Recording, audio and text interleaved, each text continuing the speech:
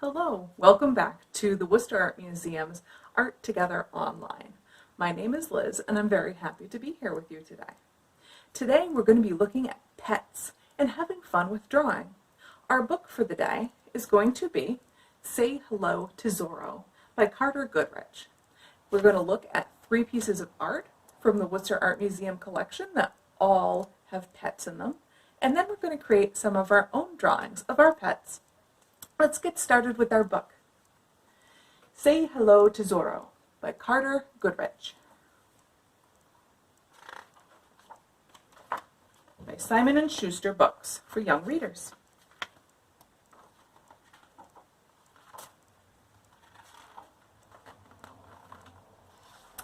Mr. Bud had it pretty good.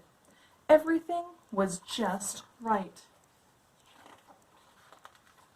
He had his own house, his own bed, his own toys, his own dish. But most of all, he had his own schedule, and everybody stuck to the schedule. It went like this. Wake up time. Okay, okay. Biscuit been a walk time. Take it easy. Nap time. Shift position and nap some more time. Wait and watch time. Greet and make a fuss time. Okay, okay, good boy. Quick backyard time. Dinner time. After dinner walk time. Slow down, wait. Movie, then bedtime. That was it. That was the schedule, and everybody stuck to the schedule. No exceptions. One day, right at greet and make a fuss time, there was a stranger. Mr. Bud, say hello to Zorro. Zorro is moving in with us. Uh-oh. Mr. Bud, what kind of name is Mr. Bud? What kind of name is Zorro? And there was trouble. Stop it, no!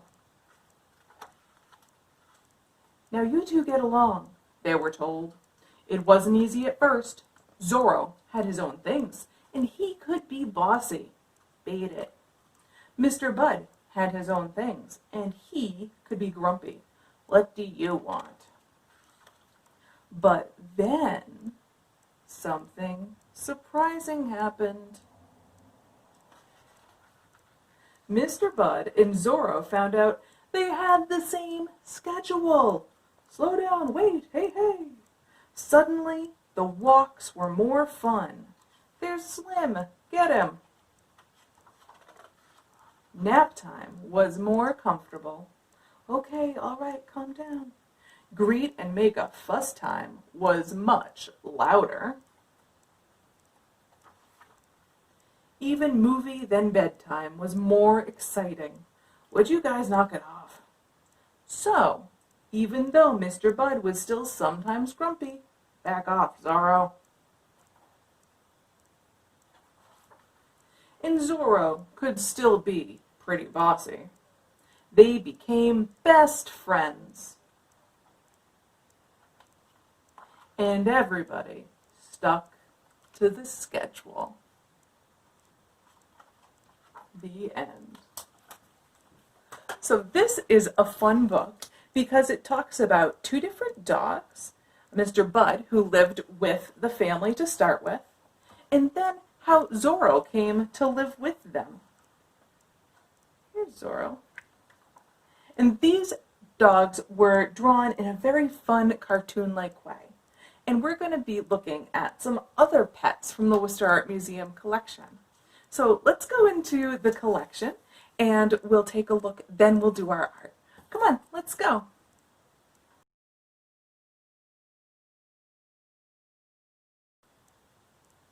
Welcome to the collection. So we're going to be looking at 3 different artworks today. The first one we're going to be looking at is called Boy and His Dog, in connection with Say Hello to Zorro. This is a photograph done by photographer Eli Reed, probably taken between the years of 1978 and 1982. Here we can see that we have a little boy and his dog being held up. This sort of reminds me of a mix between Mr. Bud and Zorro, in that the dog is sort of fuzzy, but sort of small. And it seems like in the book, Mr. Bud would be a little bit fuzzy, but Zorro was definitely smaller. Here we can see that the artist has really highlighted the faces of the boy and the dog.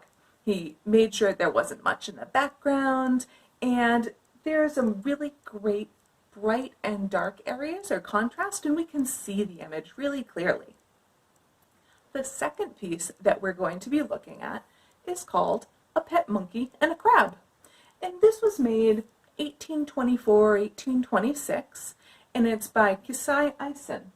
This is actually a print, and we can see here that we have a crab and a pet monkey. I don't know the story behind it, but sometimes that is the fun part about art. We could imagine a lot of different stories here. Maybe they're both pets. Maybe the monkey went and found a crab to play with. But we can see that the monkey has some signs that make him seem like he's more of a pet. He has some human things with him. The crab doesn't have anything. He's not wearing a suit or a tuxedo or anything. But we have some nice lines. We have some brighter colors, although they look a little bit dim from here. And there looks like there's a fun story going on here. So we've already seen a dog, a monkey, and a crab. Let's look at a different type of pet. All right, here's our third piece. This piece is titled Rebecca Orne, and it was painted by Joseph Badger and is an oil painting. This is from about 1757. So here we see Rebecca Orne, and she's holding a squirrel. Now the funny thing about this is around the time that this painting was made, which was almost 300 years ago, children didn't necessarily have pet squirrels, but it was very popular to put it in the painting, almost like somebody would put an emoji on a photo these days. It was a popular item to have a young child hold in a portrait. So here we can see her with her squirrel. So we can see that the squirrel has a lot of fur and cute little ears and a nose and some eyes. So we've seen through these three pieces of art here that we are going to be drawing or looking at pets. We're going to want to think about what our pet cartoon is going to have. Will it be fuzzy with a big fluffy tail like the squirrel? Will it be really cute and be looking at us with big eyes like that dog? Will it be very rambunctious and jumping around? Will it have a suit, sort of like the monkey? Or is it not going to be a mammal? Is it going to be something else like a snake or a lizard or a crab?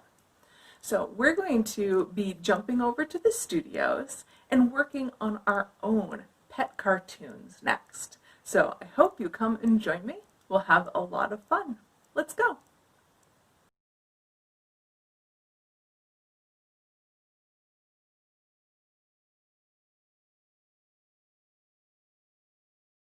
So I will do a couple of different cartoons of the dogs that we have here.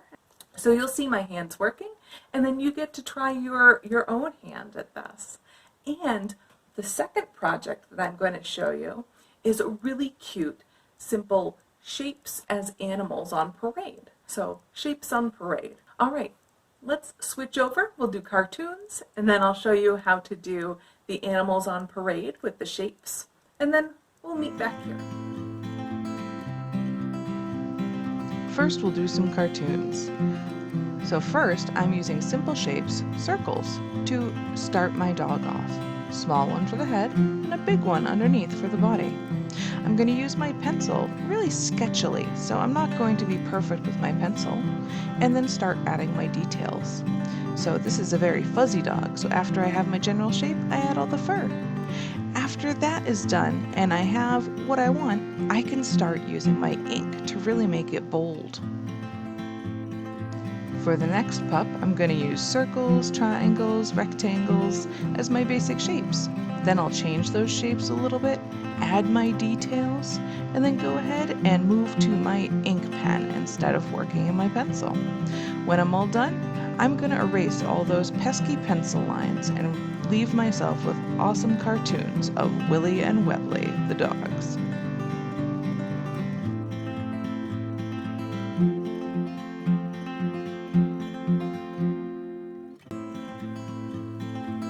Alright, so here you can see I have all of my materials for my art project. I have some scrap papers, I have scissors, I have some glue, I also have some other scrap paper, and then a background paper that I want to work with.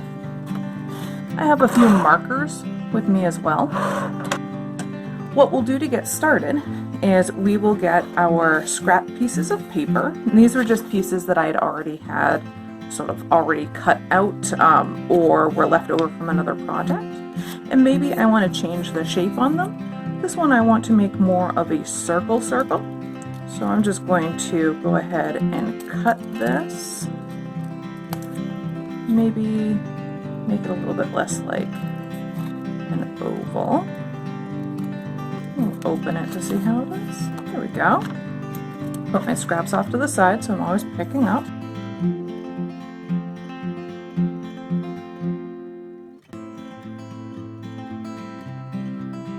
There we go. So now I have this semicircle, a circle, an abnormal or sort of organic type shape. I have a star, a square, a triangle, a rectangle, and another triangle to work with. So these are all my different shapes. Now I'm going to look at these shapes and see how they fit on my background here. So you could make a larger piece than this. I took my paper and I folded it in half. And we're going to be doing like a little animal parade. So it might be that you use some of your shapes, not all of them. It might be that you use all of your shapes. It's sort of completely up to you. Maybe you'll find that you just want to change some of the sizes of your shapes. So in order to fit better, I'm going to make that one a little bit smaller here. And the same with this triangle. Cut that down. I don't think I want to use this star quite yet. Let's see, I do like this square. And I'm not going to change these shapes any more than I already have. I'm just going to add details to them. So I sort of see these blue triangles as birds. So I'm going to go ahead and cut out a couple of wings. And like with any collage, I am making sure to sort of test fit all of my pieces before I jump in with the glue. I want to make sure that everything fits.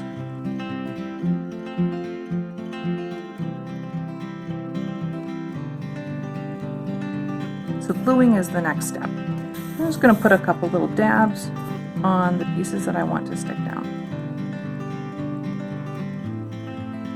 Don't need a lot of glue. I'll just place this piece where I want it.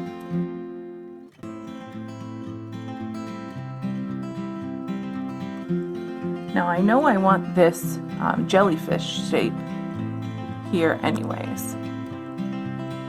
So what I'm going to do is I'm going to just glue that down to the background paper. Add my dabs of glue, again not too much. You don't want it to squirt out the sides.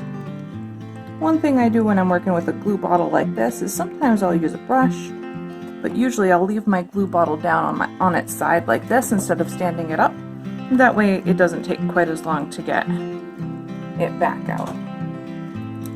Now what I'm going to do is I'm going to start working adding some details to these animals. Now you could use markers, You could use pen, you could use colored pencil, you could use anything that you want, crayons. I'm going to try the marker and see how much I like it.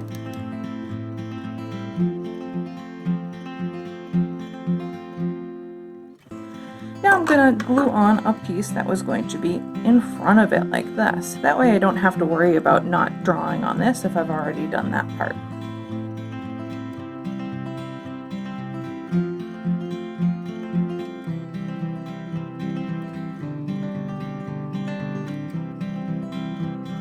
We have shape animals. A rectangular cow. Maybe add some ears there, right? Some hair. 2 triangle birds, a square pig, a round bird, and a semi or half circle jellyfish. Thank you so much for being part of the Art Together online program this time around. I hope that you enjoyed it. Again, to recap, we read Say Hello to Zorro. We looked at these 3 pieces from the Worcester Art Museum collection. And then we did our own animal art, either comics or our shape animal parade. All right, well, until next time, stay creative.